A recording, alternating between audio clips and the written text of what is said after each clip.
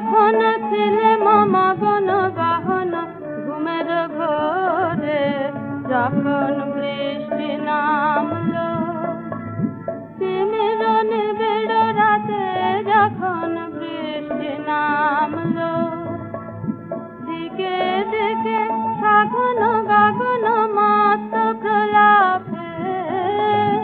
দিকে দিকে গগন গগন মত প্রলাপে, প্লাবন ঢালা শ্রাবণ ধারা পাতে, সেদিন তিমির নিবিড় রাতে আমি তখন ছিলে মম